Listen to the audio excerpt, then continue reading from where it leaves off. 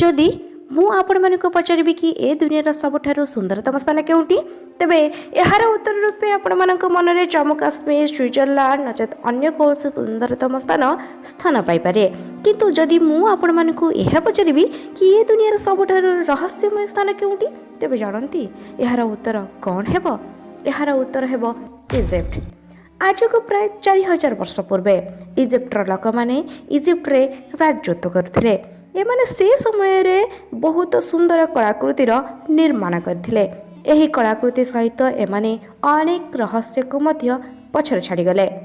Aliens रो अवस्थिति, pyramid रो आकाशर तारक सहित alignment, pyramid मध्य रे नेचुरल एसी रो अवस्थिति जहाँ तापमात्रा को 20 डिग्री सेल्सियस रे संतुलित कर रखि थाए।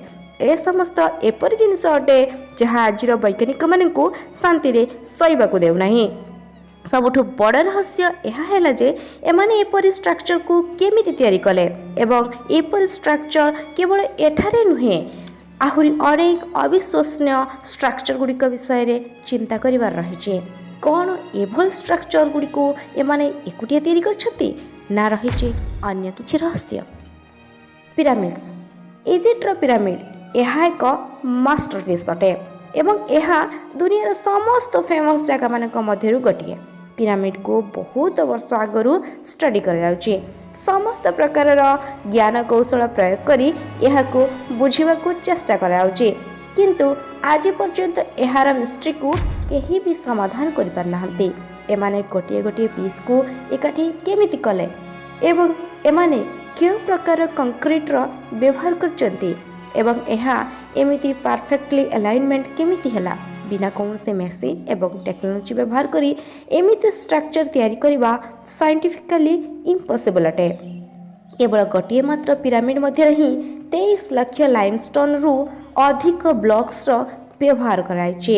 एही पत्थर को गोटिए स्थान रु अन्य एक स्थान को स्थानांतर करिबा एते कष्टसाध्य कि एहा को एमिति परफेक्ट पोजिशन रे आनिबा तो बहुत दूर कथा किंतु एमाने एमिति दुईटी असंभव कार्य को संभव कर पारचंती।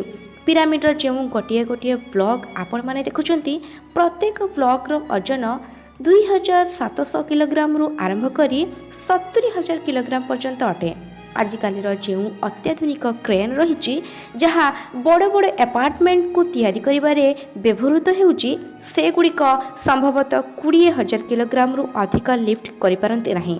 तेबे जदि आजिर समय रे 20,000 किलोग्राम ओजन उठेबारे एते कष्टसाध्य तेबे आजि ठारू 4,000 वर्ष पूर्वे एमिति दुसाध्य कार्य केमिति करिपारले। 4,000 वर्ष पूर्वे एमाने 70,000 किलोग्राम केमिति स्थानांतर कले बिना कौन सी एडवांस मेसिनरी माध्यम रे। यार उत्तर रही जहाँ आपण मानक मध्यरु अधिकांश लोकन को विश्वास हेब नाही एवं ताहेला एलियंस।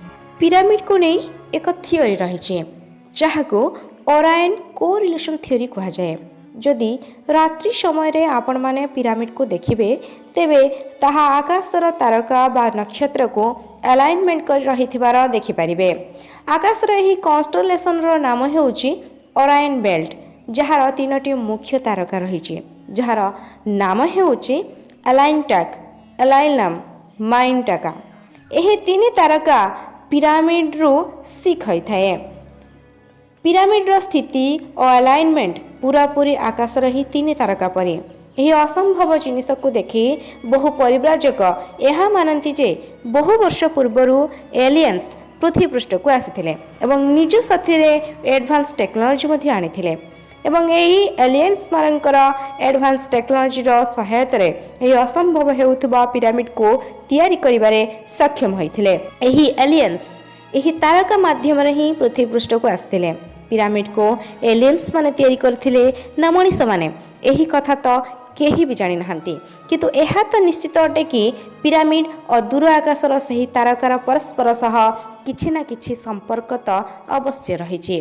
किछि थियोरिस्ट एहा कहंती जे जहाँ मु आपण मानकु एबे कहिली कि जे एलियन एही 3 तारका माध्यम रे ही रहुथिले एवं एही पिरामिड को लोक माने एही तारका सह संपर्क जोड़िया पे तैयारी करथिले। सेथिपई रात्रि समय रे एभली परफेक्ट अलाइनमेंट होइथाए। टनल्स इन पिरामिड्स ପିରାମିଡ଼ର ସବୁ କଣରୁ ରହସ୍ୟରେ ପରିପୂର୍ଣ୍ଣ, କିନ୍ତୁ ଏହା ମଧ୍ୟରେ ଥିବା ଟନେଲ୍ସ ହେଉଛି ସବୁଠାରୁ ବଡ଼ ରହସ୍ୟ। ପିରାମିଡ଼ର ସ୍ଥାନେ ସ୍ଥାନେ ଟନେଲ୍ସ ତିଆରି ହୋଇଛି। ପୂର୍ବରୁ ଲୋକମାନେ ନିଜର ସାଧାରଣ ଜ୍ଞାନକୁ ବ୍ୟବହାର କରି ଏହା ଭାବୁଥିଲେ ଯେ ଏହା ପିରାମିଡ଼ ମଧ୍ୟରେ ଭେଣ୍ଟିଲେସନ୍ ପାଇଁ ତିଆରି କରାଯାଇଛି, ଯାହାଦ୍ୱାରା ଏହା ମଧ୍ୟକୁ ପବନ ପଶିପାରିବ। କିନ୍ତୁ ଏହି ତଥ୍ୟକୁ ଭୁଲ ବୋଲି ପ୍ରମାଣିତ କରିଦିଆଗଲା ଯେତେବେଳେ ଗୋଟିଏ ରୋବୋଟକୁ ଏହା ମଧ୍ୟକୁ ପ୍ରବେଶ କରାଗଲା। ରୋବୋଟ ଦ୍ୱାରା ଆମେ କ୍ୟାମେରାରେ ଏହା ଦେଖିଲୁ କି ଏହା ତ ପ୍ରକୃତରେ ବନ୍ଦ ରହିଛି ଏବଂ ପ୍ରତ୍ୟେକ ଟନେଲ୍ସର ଅନ୍ତରେ ଏକ ବନ୍ଦ ଦରଜା ସଦୃଶ୍ୟ କିଛି ତିଆରି ହୋଇଛି। ତେବେ ଏହା ଭେଣ୍ଟିଲେସନ୍ ପାଇଁ କିପରି ତିଆରି ହୋଇଛି? ପିରାମିଡ଼ର ଯଦି ଆମେ ସମସ୍ତ ଚେମ୍ବରକୁ ଦୃଷ୍ଟିରେ ରଖିବା, ତେବେ ଏହା ମଧ୍ୟରେ ମୋଟ 3ଟି ଡିସ୍କଭର୍ଡ ଚେମ୍ବର ରହିଛି। ଏଇ ଯେଉଁ ଆପଣମାନେ ଦେଖୁଛନ୍ତି ଏହା ହେଉଛି ବେସ୍ ଚେମ୍ବର ଏବଂ ଏହା ହେଉଛି କୁଇନ୍ସ ଚେମ୍ବର ଏବଂ ସବୁଠାରୁ ଉଚ୍ଚରେ ରହିଛି କିଙ୍ଗସ୍ ଚେମ୍ବର। ଯଦି ଆପଣମାନେ ଉପରୁ ଏହି ରାସ୍ତା ମଧ୍ୟ ଦେଇ ଭିତରକୁ ପ୍ରବେଶ କରିବାକୁ ଚାହିଁବେ, ତେବେ ଆପଣମାନେ ଭିତରେ ଭିତରେ ଏହି 3ଟି ଚେମ୍ବରକୁ ଏକ୍ସପ୍ଲୋର କରିପାରିବେ। ଯଦି ଆପଣମାନେ ଡାହାଣ ପଟୁ ଏହି ପାର୍ଟ ଦେଇ ପ୍ରବେଶ କରିବେ, ତେବେ ଏହି 3ଟି ଚେମ୍ବରକୁ ଆପଣମାନେ ଆକ୍ସେସ୍ କରିପାରିବେ। କିନ୍ତୁ ଫ୍ୟାକ୍ଟ ହେଉଛି ଏହା ଯେ ଆଜି ପର୍ଯ୍ୟନ୍ତ କେହି ଏହାକୁ ଏକ୍ସପ୍ଲୋର କରିପାରିଲେ ନାହିଁ। ଧ୍ୟାନ ଦିଅନ୍ତୁ, ମୁଁ କହିଲି ଡିସ୍କଭର୍ଡ ଚେମ୍ବର୍ସ, ଅର୍ଥାତ୍ ଏହା ମଧ୍ୟରେ କେତେ କେତେ ଚେମ୍ବର୍ସ ରହିଛି ତାହା କେହି ମଧ୍ୟ ଜାଣିନାହାନ୍ତି। ଏବଂ ଏହା ମଧ୍ୟ ଜଣାଯାଏ କି ଏହି ଟନେଲ୍ସକୁ ଏଥିପାଇଁ ତିଆରି କରାଯାଇଥିଲା କି ସେତେବେଳର ଲୋକମାନେ ଏହା ଭାବୁଥିଲେ କି ରାଜାଙ୍କ ମୃତ ଶରୀରକୁ ଯଦି ଏହି ଚେମ୍ବରରେ ରଖାଯାଏ ଏବଂ ସାଫ୍ଟ ତିଆରି କରାଯାଏ, ତେବେ ସେମାନଙ୍କର ଆତ୍ମା ବା ସେମାନଙ୍କର ସୋଲ୍ ଆକାଶରେ ଏହି ତାରା ଆଡ଼କୁ ଯିବ। ଏହାକୁ ପିରାମିଡ଼ର ଷ୍ଟାର ସାଫ୍ଟ ଥିଓରି କୁହାଯାଏ। ଯେତେବେଳେ କୁଇନ୍ସ ଚେମ୍ବରକୁ ରିମୋଟ୍ କଣ୍ଟ୍ରୋଲ କ୍ୟାମେରାକୁ ପଠାଗଲା, ସେତେବେଳେ ଏହା ଦେଖିବାକୁ ମିଳିଲା ଏକ ବନ୍ଦ ଦରଜା ଯାହା ଉପରେ ଲୁହା କଣ୍ଟା ଲଗାଯାଇଛି। ଏହାକୁ ଏପରି ତିଆରି କରାଯାଇଥିଲା କି ସତ ଯେମିତି ଏମାନେ ଚାହୁଁନଥିଲେ କି କେହି ଏହା ମଧ୍ୟକୁ ଯାଆନ୍ତୁ ବୋଲି।